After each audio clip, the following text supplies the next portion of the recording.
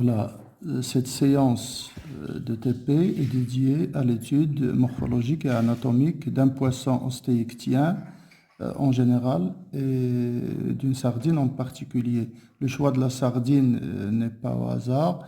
Bien sûr, on l'a choisi pour sa disponibilité parce qu'il offre généralement un modèle biologique et pédagogique d'une importance majeure. Une petite description de la morphologie générale de la sardine. Alors, une tête triangulaire, terminée à sa partie postérieure par une ouïe.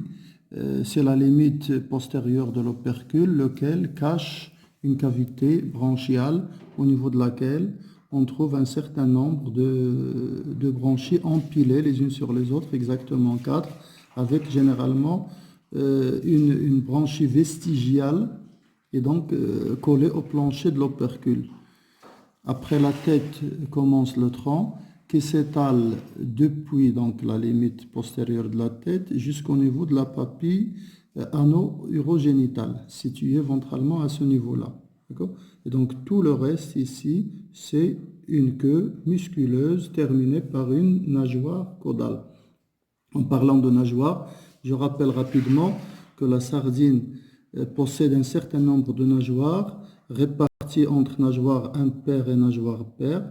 Je suis en train d'étaler ici, de déployer la nageoire dorsale de forme trapézoïdale. C'est des rayons soutenus par des membranes. Elle est confondue avec le plan de symétrie. J'arrive au niveau postérieur, c'est la nageoire caudale. Certains étudiants malheureusement confondent cette nageoire avec la queue en entier, mais c'est pas ça, c'est une nageoire de la queue. Elle est dotée d'une symétrie, on dit que c'est une nageoire homocerque, on peut la diviser en deux. Et également, la nageoire est confondue avec le plan de symétrie. J'arrive au niveau ventral, je vais dégager une toute petite nageoire, toute petite parce que ces rayons ne sont pas très bien dégagés, ne sont pas très lents, mais ils s'étendent quand même sur une longueur de 2 cm approximativement. Et donc, c'est la nageoire anale. Elle est postérieure au port abdominal ou bien à la papille ano-urogénitale. Un peu vers l'avant et de manière très poussée vers la région ventrale, bien que ce n'est pas le cas, on retrouve une deuxième nageoire paire, un deuxième type de nageoire, ce sont des nageoires paires. Là, il s'agit de la nageoire pelvienne. Et plus en avant, on trouve une autre. On la retrouve de part et d'autre. Donc, elle n'est pas située au niveau du plan de symétrie, mais toujours latérale, bien que très poussée vers la région ventrale. C'est la nageoire pectorale. Pectorale, c'est relativement à la région de la poitrine. Pelvienne, c'est relatif à la région pelvienne. Et donc, voilà, ces 5 branchies différentes, dont 3 sont impaires, 2 sont paires, et retenez toujours qu'une sardine, comme tout autre poisson, pour la très grande majorité de poissons, ont un corps recouvert d'écailles qui ont un rôle protecteur, qui ont un rôle hydrodynamique, qui sont insérés selon des modèles bien déterminés. Et les écailles, c'est également lorsqu'ils adhèrent très fortement au corps de la sardine, on peut considérer comme critère de fraîcheur. Une sardine qui est altérée perd un peu de l'adhésion des écailles. Le travail pratique que l'étudiant doit réussir, c'est d'ouvrir la cavité viscérale ou bien la cavité abdominale pour pouvoir observer son contenu viscéral. D'accord ? On commence généralement toujours par la réalisation d'une boutonnière, d'une petite ouverture par une petite incision à l'aide d'une paire de ciseaux fins. Au niveau de cette incision, on introduit une sonde cannelée qui va nous permettre de guider la découpe au niveau ventral pour ne pas sectionner les structures anatomiques internes. De cette manière, on suit tout simplement la ligne de symétrie ventrale. On retire notre sonde et bien sûr, juste après, nous allons essayer de déployer ou bien d'enlever le plan musculaire qui cache toute cette cavité ventrale. Nous allons le faire avec toute la délicatesse qu'il faut pour ne rien arracher et pour ne pas détruire les liens anatomiques entre les différentes structures. Ma boutonnière s'est située juste avant la papille ano-urogénitale pour la simple raison de ne pas sectionner tout simplement les conduits qui arrivent au niveau de cette papille. D'accord. Cette partie ventrale, en suivant cette longue incision ventrale, je dégage un petit peu cette cavité et je reconnais facilement une grande gonade, une longue gonade du côté gauche. C'est une gonade mâle vu son aspect rose et lisse, et donc c'est une gonade mâle. Le reste des structures ou bien des viscères qui occupent cette cavité ne sont pas totalement visibles, mais quand même, au niveau antérieur, au niveau de la partie antérieure, juste à la base de la tête, on reconnaît un foie de couleur rouge-brun, très foncé, assez développé, et on reconnaît ici un cœur. La position du cœur est toujours ventrale et très proche de l'appareil branchial. La circulation sanguine chez les poissons, bien sûr, elle est toute particulière. C'est un cœur ventral, traversé toujours par du sang veineux et qui propulse le sang directement vers l'appareil branchial ou bien l'appareil respiratoire du poisson. Et le plan musculaire latéral, on a maintenant la cavité viscérale dégagée complètement. On l'a fait pour 2 sardines exprès pour avoir le contenu d'une sardine mâle et pour avoir aussi le contenu d'une sardine femelle et apprendre à faire la différence. On constate nettement ici que la gonade qu'on est en train de montrer ici, elle a un aspect rose et lisse, c'est une gonade mâle. Et sur l'autre sujet, la gonade est jaune-orangé, d'aspect granuleux, c'est une sardine femelle.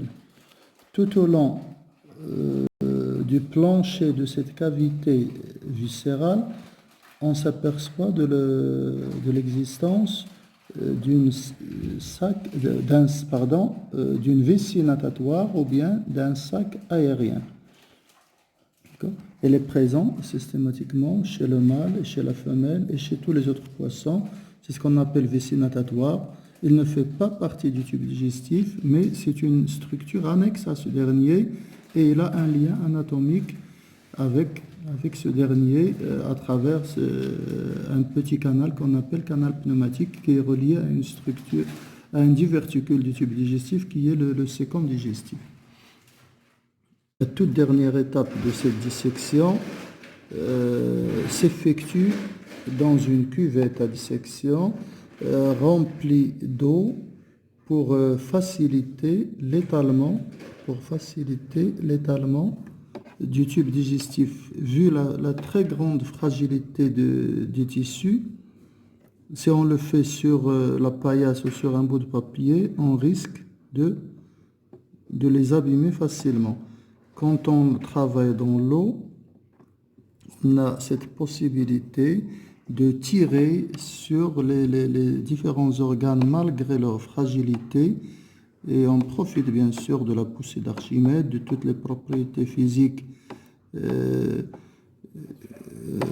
dont on peut tirer profit en travaillant dans l'eau et ça nous donne donc une aisance d'étalement des différentes parties de ce tube digestif. Et vous voyez que d'un seul coup, tout a été étalé convenablement.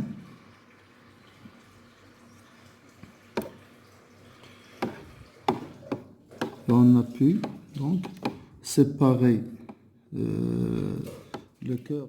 On s'est aperçu de l'ampleur réelle de ce tube digestif, de ces différents compartiments. Et donc, en lien direct, en lien anatomique direct avec la cavité buccale, on trouve un segment droit qui est l'œsophage. Donc, c'est le premier conduit alimentaire par lequel passent les aliments. Un prolongement vers l'arrière et qui s'arrête à ce niveau-là. C'est le sécom digestif, c'est comme un réservoir de stockage des aliments. Et puis tous les aliments stockés dans ce sécom doivent obligatoirement refluer vers cet estomac musculeux, hein, à l'extrémité duquel on trouve une sorte de diverticules qu'on appelle les diverticules pyloriques, par leur position bien sûr, au niveau de l'insertion estomac-intestin, c'est le pylore. Et donc ce sont les diverticules pyloriques, c'est une touffe, hein, à rôle sécrétoire, à rôle digestif, ils interviennent dans la digestion des aliments. Et après, nous avons un intestin relativement long, c'est un tube assez droit, relativement long, qui prolonge cet estomac, d'accord. Un bout de foie reste encore attaché, c'est une glande annexe. À ce niveau-là, on trouve un pancréas, c'est une glande annexe au tube digestif. Et puisque j'ai parlé tout à l'heure de la vessie natatoire, elle est bien visible là, elle est légèrement gonflée. J'arrive à ce niveau-là pour mettre en évidence un petit canal, c'est le canal pneumatique qui relie le sécom à la vessie natatoire. Comme son nom l'indique, c'est une poche qui peut se remplir d'air pour assurer une flottaison passive du poisson. Lorsqu'il est bien gonflé, le poisson peut flotter facilement. Lorsqu'il est dégonflé, le poisson peut s'enfoncer en profondeur. En plus des autres rôles qui lui sont attribués, c'est un petit réservoir d'air qui peut avoir une utilité respiratoire. Et il est également soupçonné de jouer un rôle dans la détection des vibrations acoustiques dans l'eau, grâce à des structures de cellules, ciliées, etc., qui tapissent sa paroi interne. Alors, après l'achèvement de la dissection, une étape de présentation pour discussion, pour évaluation avec les étudiants est toujours requise. Et l'étudiant, bien sûr, doit faire une représentation par un dessin à l'échelle de la sardine entière, ouverte, avec les différents organes mis en place. Dessin qu'il va annoter par la suite.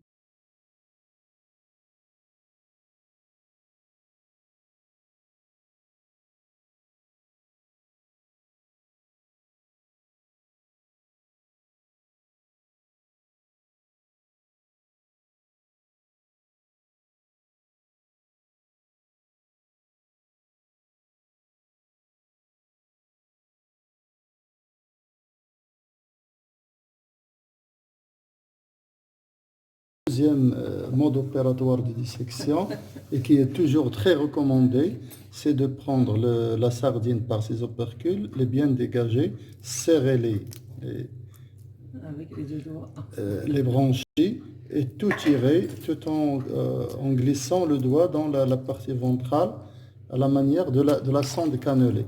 On se retrouve avec des viscères, avec une cavité viscérale propre, toujours en longeant avec le pouce la colonne vertébrale. On décolle le plan musculaire, on arrache la colonne vertébrale et on se retrouve avec une sardine. On coupe la tête et on se retrouve avec une sardine prête à manger. Prête à manger. On enlève le reste des arêtes et voilà. C'est mieux que tout à l'heure.